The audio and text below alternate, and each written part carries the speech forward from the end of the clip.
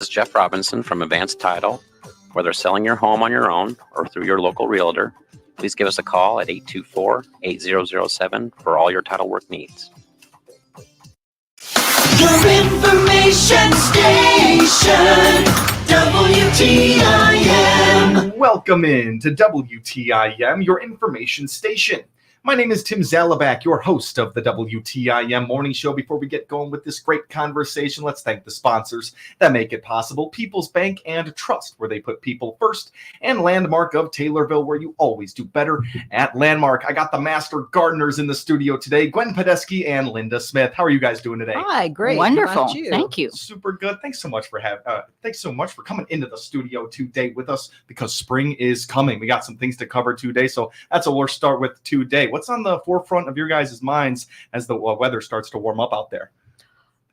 Well, what's on the forefront of our minds? The fact that things are going to start growing. This week we're going to have to be in shape. I kind of made a February resolution to do a little bit of weight training and walking to get myself in shape so I don't wind up flat on my back.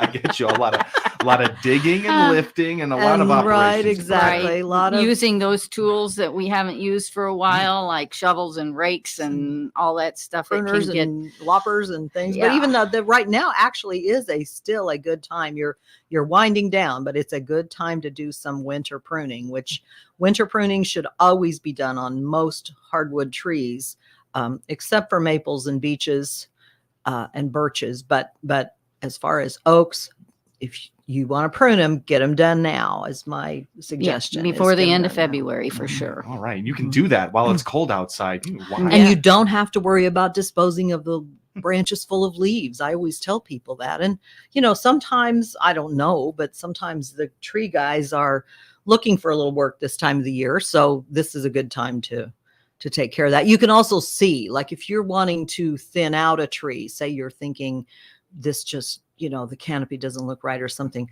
This gives you a chance to look at it with no leaves and see the structure, which branches are the best ones to take off. So it's a good time to do that. We had some of that snowfall recently, and I always wonder, we have a 60-degree day and then we get some snowfall. Hey, you had an interesting theory and some interesting thoughts about that, Gwen.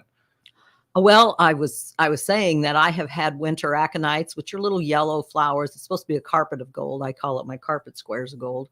And crocuses are up. Snowdrops. I've seen Karen Cherry has had galanthus up, which are snowdrops. So there are a lot of the early spring bulbs like that will come up early. And this year is a prime example. I think I had aconites blooming on February 2nd. So anyway, it's a good time to look at those, but it's also when it gets like this and then all of a sudden we get this, oh, well, it's still 10 degrees, able to go to 10 degrees. The snow was great because it insulates, much like, they'll tell you to do that with a lot of things, to, food and stuff, to pack it around with ice and will help. But the snow will actually help insulate those flowers. And those flowers are not that cold sensitive. Like I said in the break, don't cover your daffodils with blankets. Right.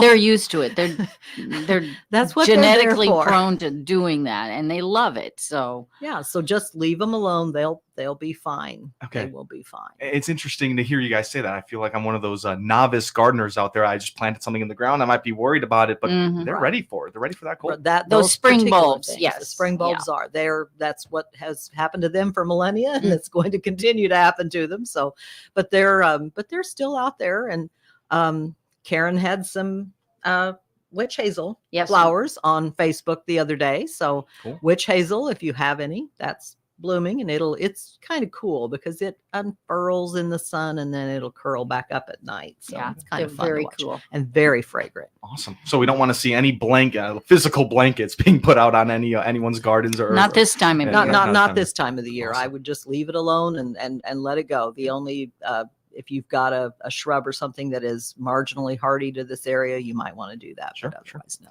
Let nature run its course. Now, do you guys, as master gardeners, do you guys think about the weather, the cold snaps that we get, 60-degree days, and then you guys get concerned about a snow that falls, and two days after a 60-degree day? Is that something that's going to throw off garden operations, or you guys kind of just move on? Not unless you've Not- been silly and planted your tomatoes already outside. Right. No worries there at Okay. all. You don't have to worry about that. And No. and truly, it's one of in lawn when you're thinking about lawn care this time of year, your ground should be consecutive days of 50 degrees. The ground soil temperature 4 inches underneath, and so if you're thinking about putting on a pre-emergent herbicide or something like that, hopefully those warm temperatures we had before will not harm that and keep the, because they're likely to come out. And I've been told 1 day of warm temperatures and it's too late.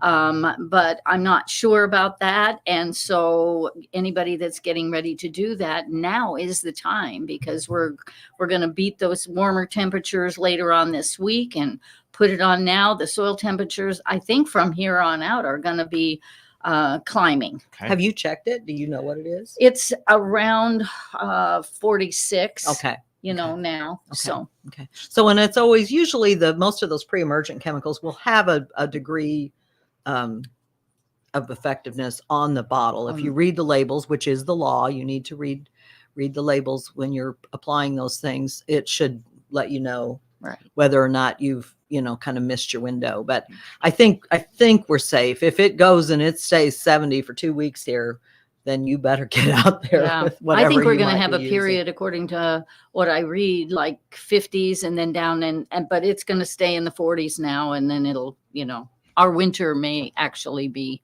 winding down. Okay.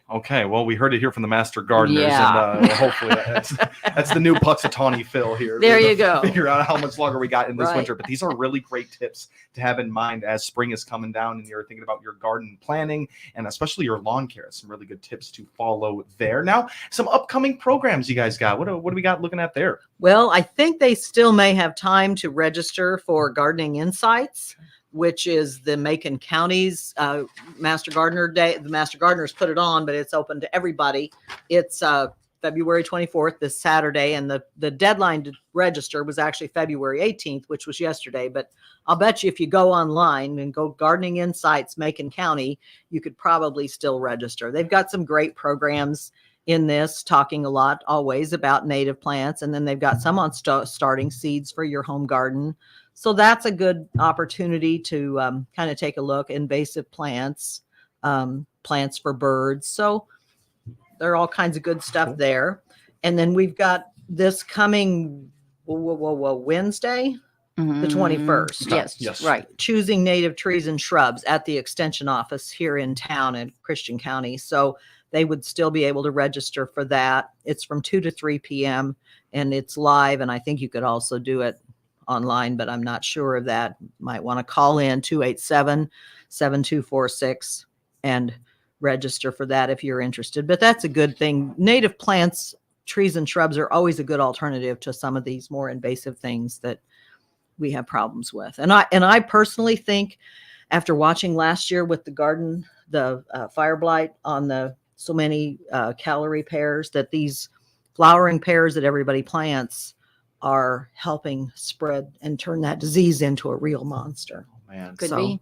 Anyway, and we did have a great program on garden tool maintenance last week, Thursday, and got some great tips from that on, this is the time of the year, kind of take a look at your shovels and your, and your pruners and everything that you might be using.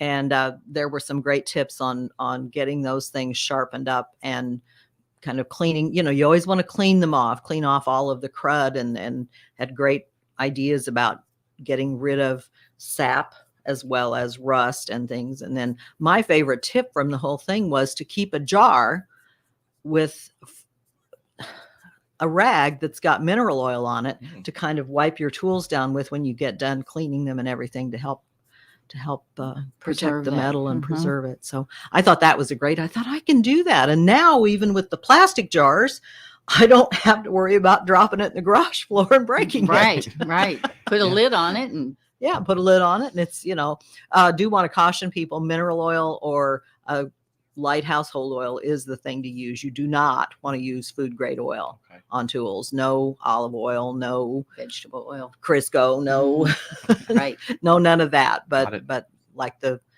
more mechanical type oils, especially like a 3-in-1 or mineral oil is a good choice. One of the many facts I've learned here with the Master Gardeners is the tools can really take one disease and bring it to another plant. It's a very easy fact to grab hold of, but it's one that I was not thinking of. And yes, the tool gardening cleanup program seemed like a really good. Yeah, and I mean, you can do one. that either with a 10-to-1 bleach solution or with alcohol. Just if you're out there and you're actively pruning something that you think is diseased, just rubbing alcohol and wiping those blades between cuts is good plan. Awesome. Guys, it's time for us to take a short little break, but we're talking right now with Linda Smith and Gwen Podesky, Master Gardeners of the University of Illinois Extension. My name is Tim Zalabak, your host of the WTIM Morning Show. Don't go anywhere. We will be right back.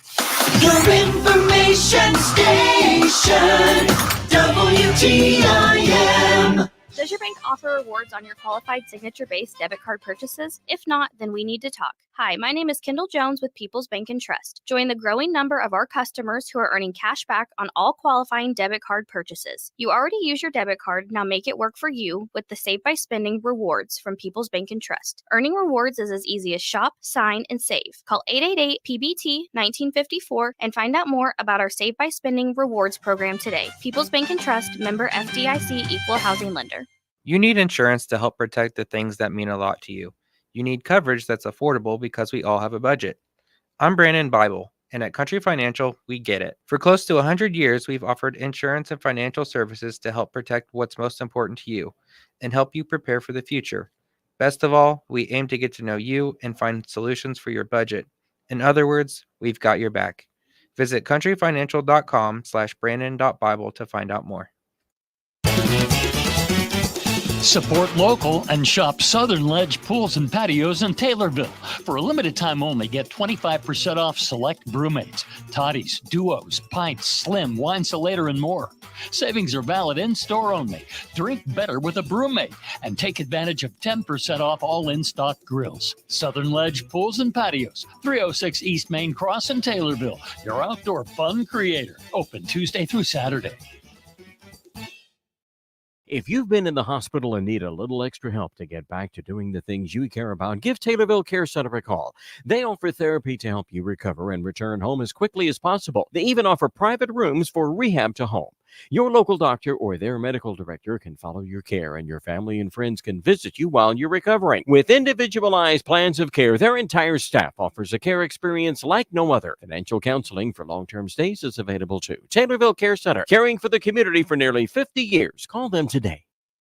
If you look close enough, you can see the hidden potential within your fields. That's why an agro-liquid nutrition plan starts with the crop and identifies the precise combination of primary nutrients while focusing on the support of secondary and micronutrients. So every nutrient is working in harmony for your crop to reach its full potential, maximizing growth while offering lower use rates.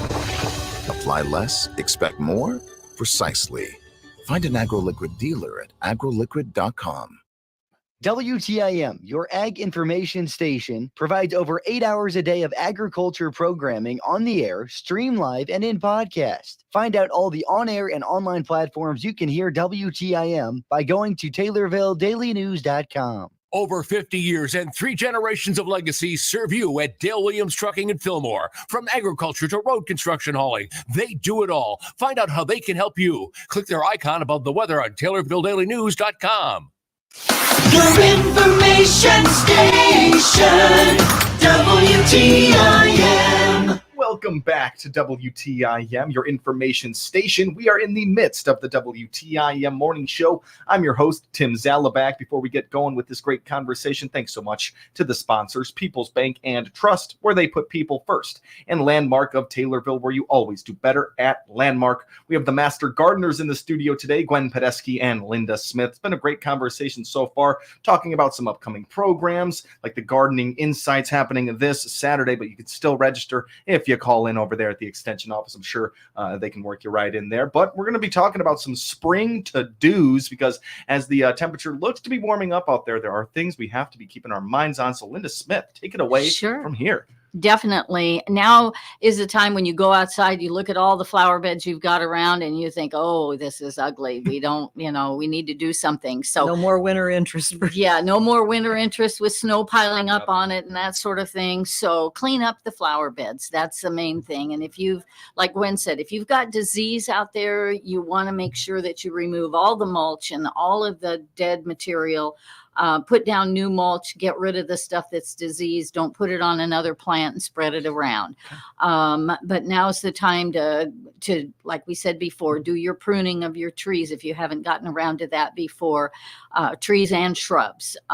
Recommendations are, if you really want to do a number on it, don't go more than 1/3 this year and then 1/3 next year, and you'll get it back into shape. So it may take some time, but that's kind of a general rule of thumb that we have for that. And but anyway, if you will, we haven't mentioned our plant sale yet, coming up in May. But if you want to divide your plants, now is the time to start thinking about that. You don't have to pay more for plants if you divide what you've got that are perennials. And now is the time to kind of make sure that, if you've got some sites you want to add some plants to, that may be the thing to do. Just dividing the ones you've got and planting them in a new location. Yeah, and planting them like I have a problem in which the shade in my house comes and goes. And so I've got a bunch of hostas and daylilies that have to flip.